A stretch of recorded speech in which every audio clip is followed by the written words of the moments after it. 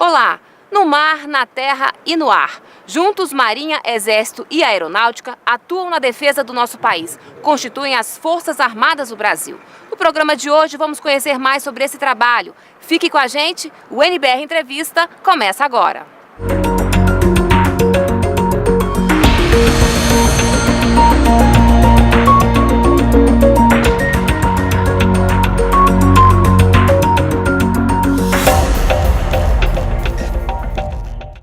Bem, para falar sobre o papel do Exército dentro das Forças Armadas, nós convidamos o Coronel Ulisses. Ele é assessor de imprensa do Centro de Comunicação Social do Exército. Olá, Coronel, muito obrigada por receber tão bem a nossa equipe. Olá, Carla. Para nós é um prazer participar do NBR Entrevista nessa data para falar um pouco sobre o papel do Exército. Coronel, há muitos anos o Brasil não se envolve em nenhum conflito bélico. Nós somos um país pacífico. Ainda assim, nessa questão da segurança, é preciso estar sempre preparado para enfrentar qualquer tipo de ameaça? Com certeza, Carla. A missão do Exército está prevista na Constituição Federal e em leis complementares. O artigo 142 da Constituição prevê que as Forças Armadas constituídas pela Marinha, Exército e Aeronáutica são instituições nacionais permanentes e regulares, organizadas com base na hierarquia e na disciplina, sob a autoridade suprema do Presidente da República, destinam-se à defesa da pátria, à garantia dos poderes constitucionais e, por iniciativa de qualquer um desses, da lei e da ordem.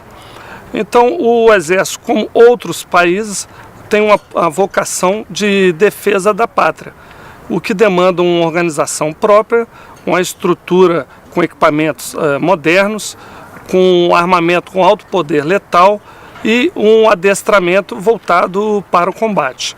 Entretanto, não podemos nos descuidar de outras missões, como a garantia da lei e da ordem, como vemos hoje a participação do Exército na segurança das Olimpíadas, cooperando com a política externa do país. Para isso devemos estar preparados. Eu gostaria de citar uma frase de Rui Barbosa, que diz que o Exército pode ficar 100 anos sem ser empregado, mas não pode ficar um minuto sem estar preparado. E lhe garanto que o nosso Exército está muito bem preparado. Bom, o Brasil já produz, equipamentos de combate, são vários os exemplos, a gente tem aqui vários exemplos, Queria que o senhor falasse o que avançou na indústria da defesa nos últimos anos. Bom, dentro do processo de transformação do Exército foram criados vários projetos. Podemos citar alguns deles, como o Astros 2020, onde estamos desenvolvendo o foguete guiado e o míssil tático de cruzeiro com alcance de 300 km e o sistema de simulação Astros. Além desse, temos o projeto Guarani, o Exército em parceria com a Fiat Iveco, onde estamos desenvolvendo vários blindados de transporte pessoal, que vai modernizar a nossa indústria, dando mobilidade para a força terrestre. Temos também o Sistema Integrado de Monitoramento de Fronteiras, que é um sistema que moderniza o comando e controle, o monitoramento e a mobilidade também da força terrestre, aumenta a presença do Estado na faixa de fronteira, colabora com outras agências governamentais no combate aos delitos transfronteiriços e também a crimes ambientais. Temos também o sistema de defesa antiaérea, com a aquisição de novos equipamentos, a integração do sistema de defesa antiaérea ao sistema de defesa aeroespacial, que é o seu SISDABRA, com a criação, desenvolvimento do radar Saber 200, com alcance de 200 km, e a modernização do radar 60, que hoje já está em utilização pelo nosso Exército. Coronel, além da defesa do país, o Exército também atua em outras áreas, Como é que é esse trabalho? Então, a participação do Exército em ações subsidiárias é prevista em lei complementar. Cito aí a participação do Exército recentemente na campanha governamental de combate ao mosquito Aedes aegypti, onde empregamos em torno de 160 mil militares em mais de 350 municípios, visitando mais de 3 milhões de casas. Podemos citar também a participação do Exército na Operação Carro-Pipa, no Nordeste brasileiro, onde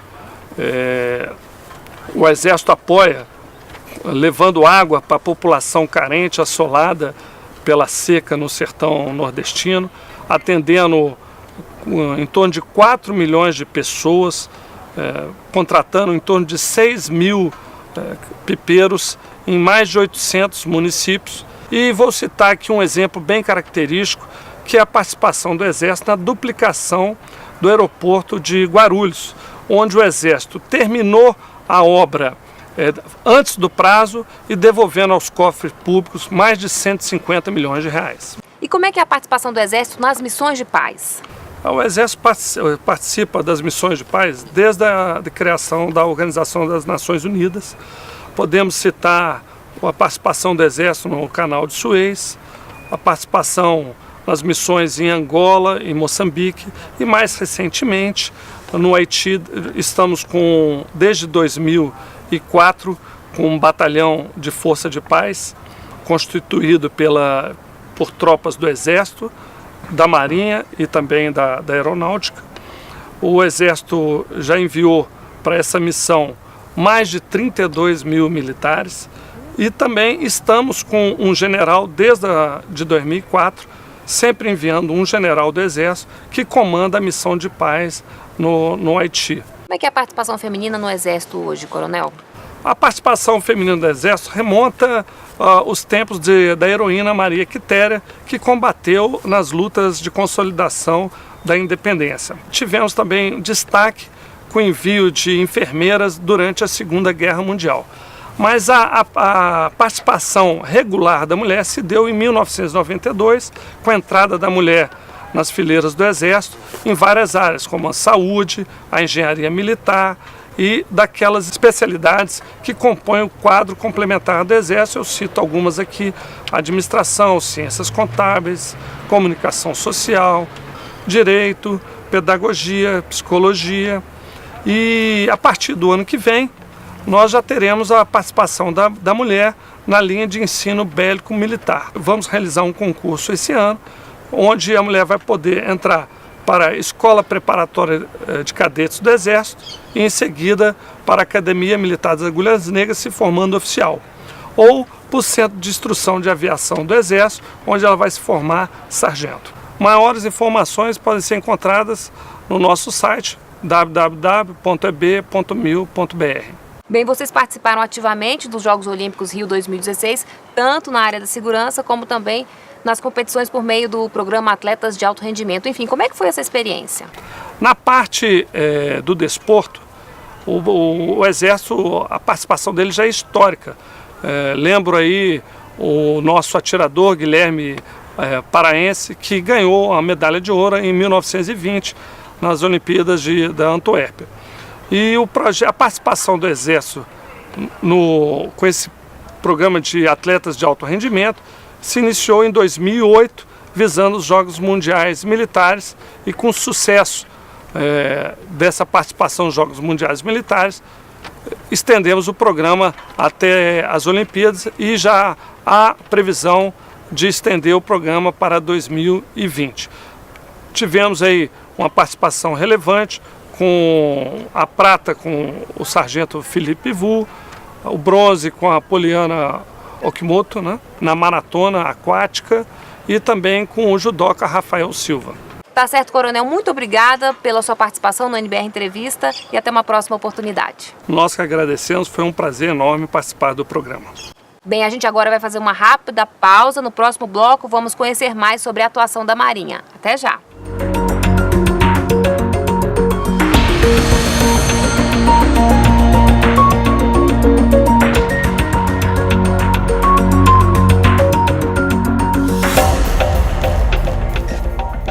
Estamos de volta com o NBR Entrevista e agora a gente vai conhecer o trabalho da Marinha, que é quem cuida das nossas águas, fonte de nossas riquezas como o petróleo e também caminho de nossas exportações. Aqui com a gente está o capitão de mar e guerra José Cláudio, do Estado-Maior da Armada. Olá, comandante, muito obrigada pela sua presença aqui no NBR Entrevista.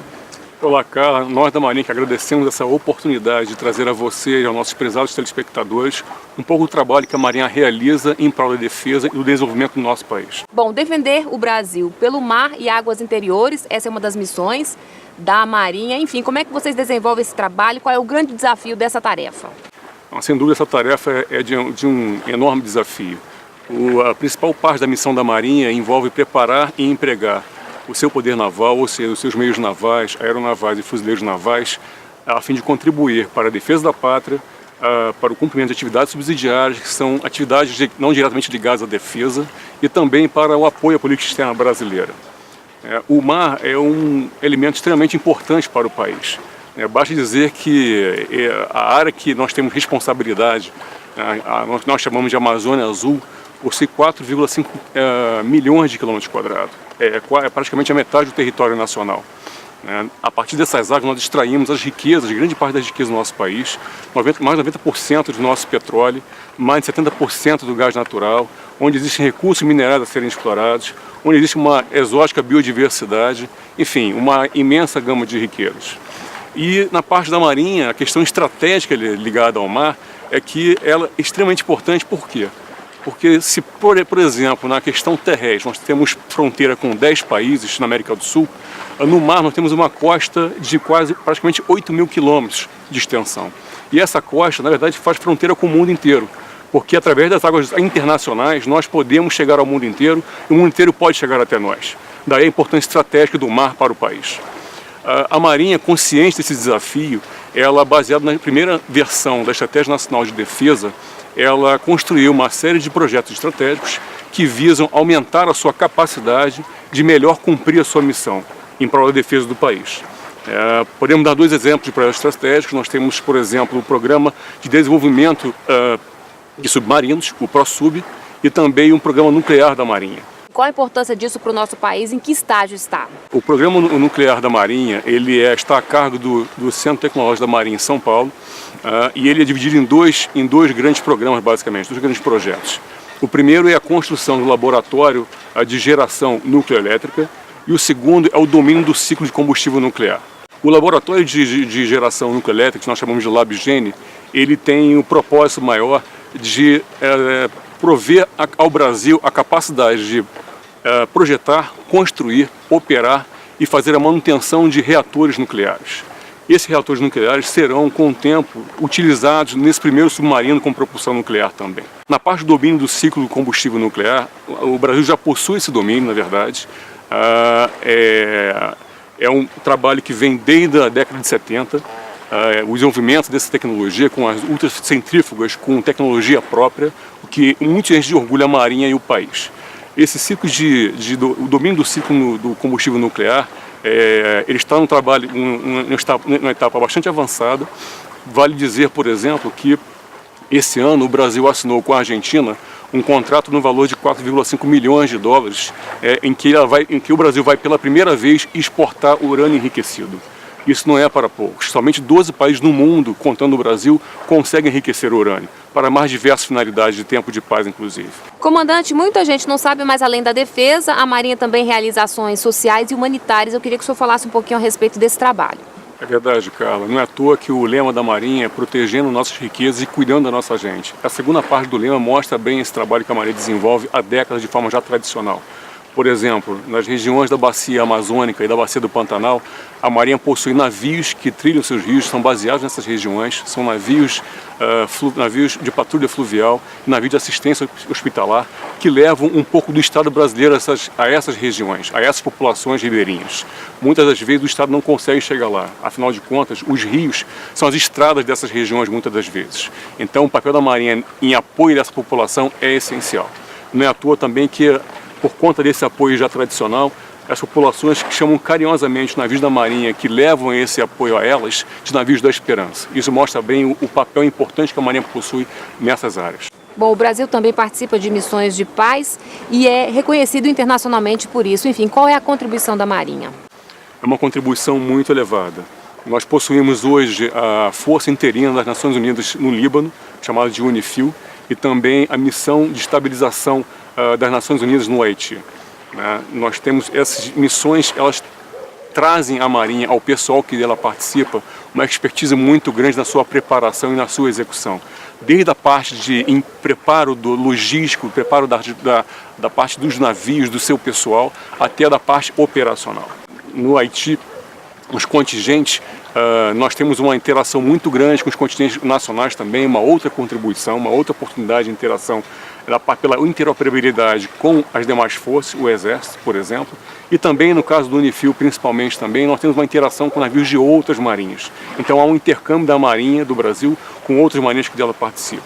O desafio é enorme, porque o desafio envolve, na verdade, essa preparação, essa atuação da Marinha em zonas muito distantes de suas bases, então o desafio logístico é muito grande, né? E numa área em que ela não está acostumada a atuar. Bem, comandante, a Marinha foi a primeira das forças a admitir mulheres em seus quadros e também vocês foram os primeiros a ter a primeira mulher oficial general, que é a contra-almirante Dalva Mendes. Enfim, o que isso significa para vocês?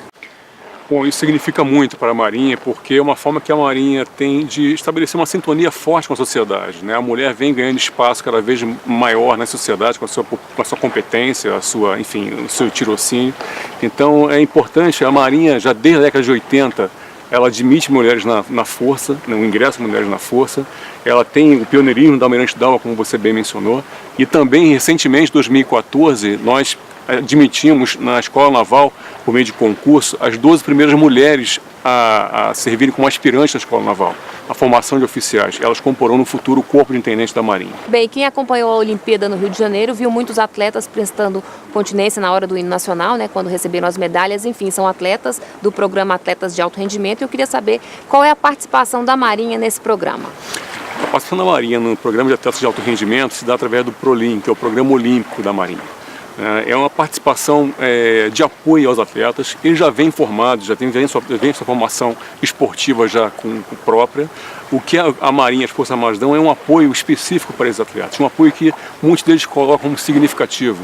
As estruturas esportivas da força, uma remuneração mensal, assistência de saúde com nutricionistas, fisioterapeutas e tudo mais. Enfim, é um apoio complementar a esses atletas, né? E não é à toa que nós percebemos, na verdade, da parte deles até um orgulho grande de fazer parte desse time, né? Agora, nas Olimpíadas, recentemente, no time Brasil, 55 atletas eram da Marinha e, coincidentemente ou não, das 7 medalhas de ouro conquistadas, 4 foram da Marinha. Comandante, muito obrigada então pela sua participação aqui no NBR Entrevista.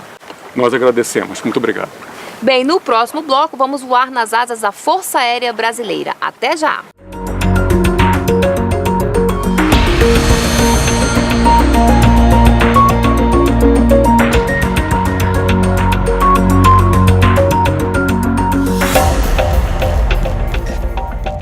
Estamos de volta com o NBR Entrevista e agora a gente vai conhecer um pouco sobre a atuação da Força Aérea Brasileira. Aqui com a gente está o Major Igor Rocha, ele é oficial de comunicação social da FAB. Olá, Major, muito obrigada por receber a nossa equipe. Obrigado, o prazer é nosso.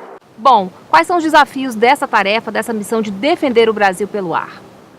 As Forças Armadas exigem dos militares extremo preparo e adequação às diversas missões que ocorrem no Brasil e no mundo, né?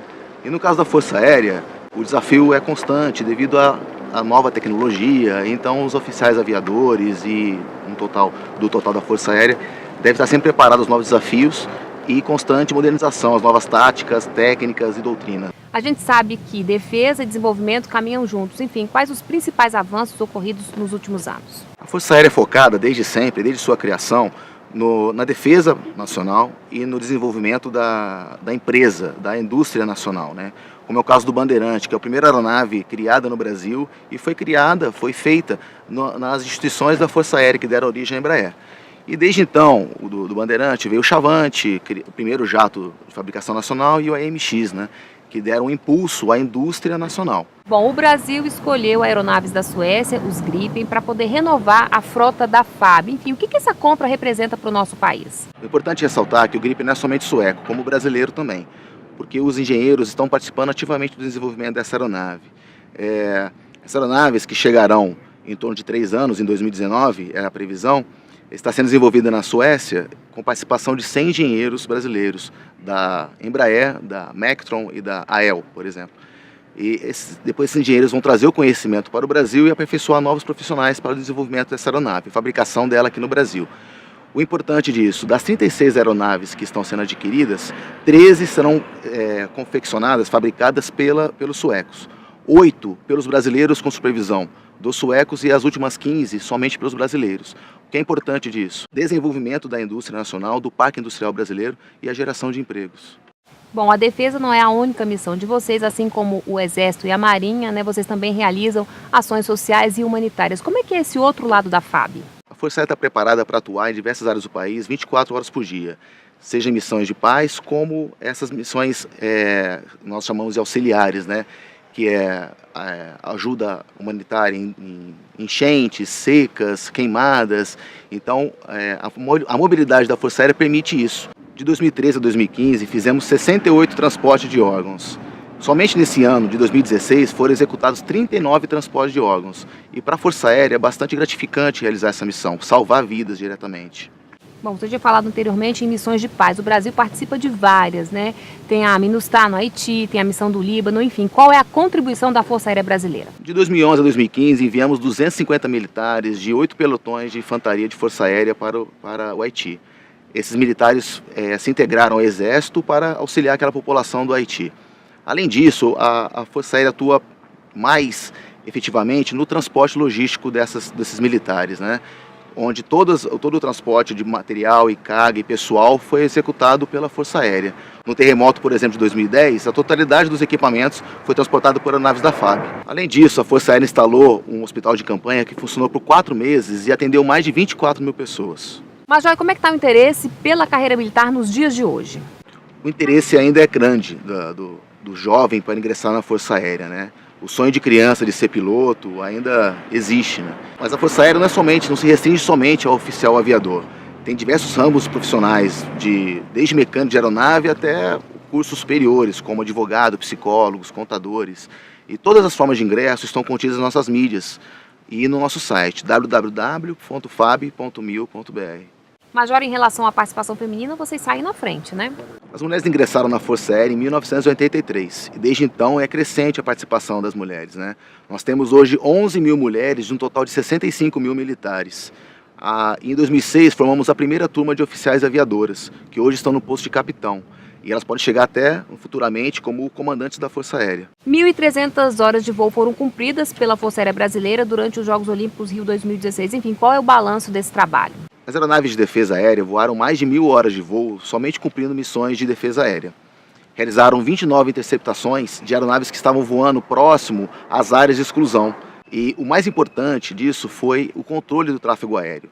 O grande fluxo que gerou durante os Jogos Olímpicos Rio 2016 foi superado pelo grande preparo dos controladores e da Força Aérea em geral, que fez com que o índice de pontualidade não baixasse, mesmo com o fluxo de tráfego sendo bastante aumentado. Enfim, o resultado positivo foi fruto de um grande planejamento prévio e conhecimento adquirido nos grandes eventos realizados anteriormente.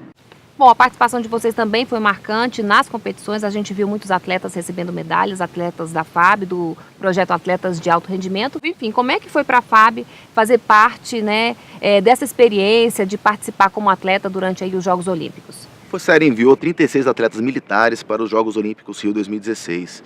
Desses atletas, conseguimos 4 pódios que foram orgulho não só para a Força Aérea, mas para toda a nação brasileira, né? Esse projeto de alta performance é bastante importante, principalmente agora que os patrocínios privados diminuem e o atleta necessita desse apoio para continuar seu treinamento e manter seu alto rendimento. Tá certo, Major. Muito obrigada então pela sua participação aqui no NBR Entrevista. Parabéns pelo trabalho e até uma próxima oportunidade. Nós agradecemos a oportunidade de mostrar um pouquinho mais da Força Aérea para a nossa população. Bem, a gente fica por aqui. Outras informações no site do Ministério da Defesa e para rever o programa é só entrar no nosso canal no YouTube. Muito obrigada pela companhia e continue na NBR, a TV do Governo Federal.